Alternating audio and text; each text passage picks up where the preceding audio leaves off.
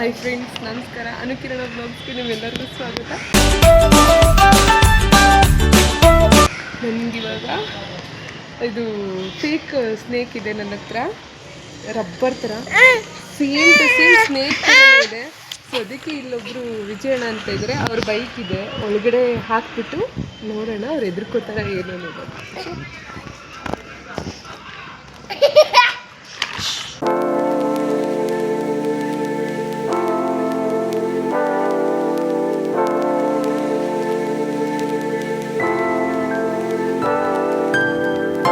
ಹೇಗೋ ಸ್ನೇಕ್ನ ಗಾಡೀಲಿಟ್ಟು ಅಣ್ಣ ಬರ್ತಾರೆ ಎದುರ್ಕೋತಾರೆ ಅಂತ ಕಾಯ್ತಾ ಕೂತಿದ್ವಿ. ಅವ್ರು ಬರಲೇ ಇಲ್ಲ. ತಾರಸಿ ಮೇಲೆ ಗೇಮ್ ಆಡ್ತಾಯಿದ್ರು.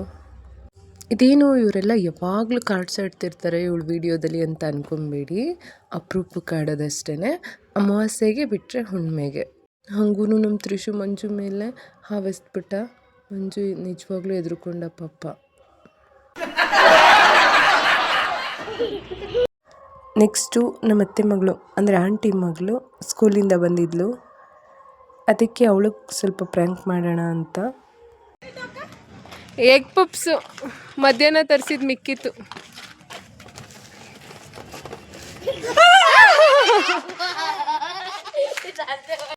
ನೆಕ್ಸ್ಟ್ ನಮ್ಮ ಟಾರ್ಗೆಟ್ ಅಶ್ವಿನಿ ಅಕ್ಕ. ಅವ್ರು ನನಗೆ ಆಂಟಿ ಆಗಬೇಕು, ಬಟ್ ನಾನು ಅಕ್ಕ ಅಂತ ಕರಿತೀನಿ. ಅವರಿನ್ನೂ ಸೀರಿಯಸ್ಸಾಗಿ ಮಾತಾಡ್ತಾಯಿದ್ರು, ಡಿಸ್ಕಸ್ ಮಾಡ್ತಾಯಿದ್ರು. ಹಿಂದೆ ಆವಿಟ್ಟಿರೋದು ಗೊತ್ತಿಲ್ಲ. ಅವ್ರ ರಿಯಾಕ್ಷನ್ ಹೇಗಿರುತ್ತೆ ನೋಡಿ.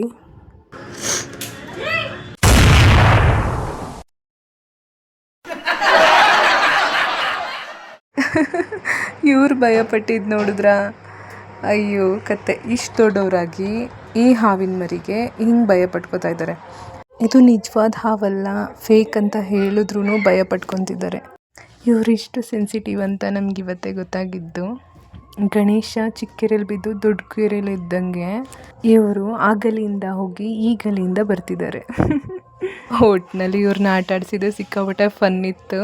ಇನ್ನು ಇಲ್ಲಿ ಕುಂತಿರೋರು ವಸಂತಕ್ಕ ಅಂತ. ಇವರು ಪ್ರ್ಯಾಂಕ್ ಮಾಡಲಿಲ್ಲ ನಾವು, ಯಾಕಂತಂದರೆ ಇವ್ರಿಗೆ ಗೊತ್ತಿತ್ತು ಮೊದಲೇ ನನ್ನ ಹತ್ರ ಈ ಥರ ಸ್ನೇಕ್ ಇದೆ ಅಂತ. ಇನ್ನು ನಮ್ಮ ತ್ರಿಷು ಒಂಥರ ಕೋಟ್ಲೆ ಕೈಯಲ್ಲೇ ಹಿಡ್ಕೊಂಡೋಗಿ ನಮ್ಮ ಮಂಜು ಬಾವ ಅವ್ರಿಗೆ ಹೆದರಿಸ್ತಿದ್ದಾನೆ. ಅವ್ರು ನಿಜವಾಗ್ಲೂ ಹೆದರ್ಕೋತಾರ?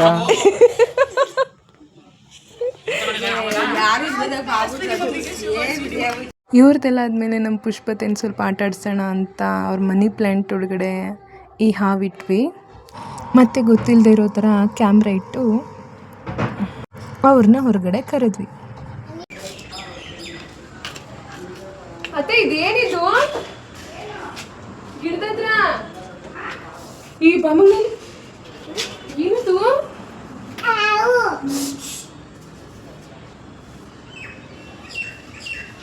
ಅತ್ತೆ ಹಾವು ಕಣತೆ, ಬನ್ನಿ ಇಲ್ಲಿ. ಎಲ್ಲಿ ಹಾವು? ಅಲ್ಲಿ ಎಲ್ಲ ಅದೇನದು ಮನಿ ಪ್ಲಾಂಟ್ ಹತ್ರ?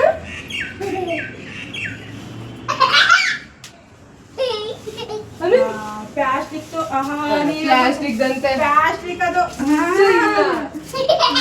ಅನ್ಕೊಳ್ಳಲ್ವಾ? ಪ್ಲಾಸ್ಟಿಕ್ ಆಗು ನಿಜ ಆಗುವೆ.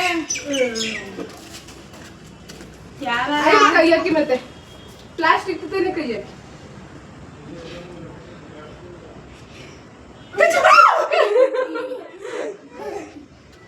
ಎಲ್ಲಿ ತಗೊಂಡ್ಬಂದ್ರಿದ? ಇವ್ರು ಕಂಡುಹಿಡಿದ್ಬಿಟ್ರು. ಇದರಲ್ಲೇ ಗೊತ್ತಾಗುತ್ತೆ ನಮ್ಮ ಆ್ಯಕ್ಟಿಂಗ್ ಸ್ಕಿಲ್ ಎಷ್ಟು ಡಬ್ಬ ಥರ ಇದೆ ಅಂತ. ನೆಕ್ಸ್ಟು ಟಾರ್ಗೆಟ್ ನಮ್ಮ ಚಂದ್ರತ್ತೆ. ಅವ್ರ ಮನೆ ಹೊರಗಡೆ ಕಾಂಪೌಂಡ್ ಹತ್ರ ಹೀಗೆ ಆವಿಟ್ವಿ, ಅವ್ರಿಗೂ ಸ್ವಲ್ಪ ಎದುರಿಸೋಣ ಅಂತ. ಆದರೆ ಅನ್ಫಾರ್ಚುನೇಟ್ಲಿ ಅವ್ರು ಸ್ನಾನಕ್ಕೆ ಹೋಗಿದ್ರು. ಹಾಗೂ 5 ನಿಮಿಷ ಕಾಯೋಣ ಅಂತ ಕಾದ್ವಿ, ಬಟ್ ನೋ ಯೂಸ್, ಅವ್ರು ಬರಲಿಲ್ಲ ಹೊರಗಡೆ.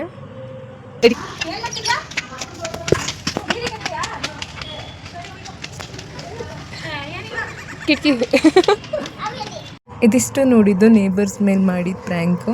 ನೆಕ್ಸ್ಟ್ ನಾವು ಪಬ್ಲಿಕ್ಗೆ ಪ್ರ್ಯಾಂಕ್ ಮಾಡೋಣ ಅಂತ ಅಂದ್ಕೊಂಡ್ವಿ. ರೋಡಲ್ಲಿ ಇಟ್ಟಿದ್ವಿ ಹಾವನ್ನ. ಒಂದು ಹುಡುಗಿ ಬಂದ್ಲು.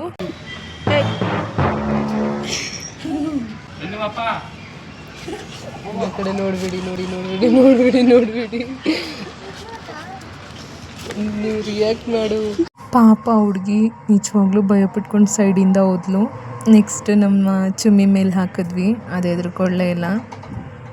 ಅದಾದಮೇಲೆ ಓಡಾಡೋರಿಗೆಲ್ಲ ನಗಾಡ್ಕೊಂಡು ಎದುರಿಸ್ತಾ ಇದ್ವಿ. ಯಾರಿಗೆಲ್ಲ ಮಾಡಿದ್ರಿ?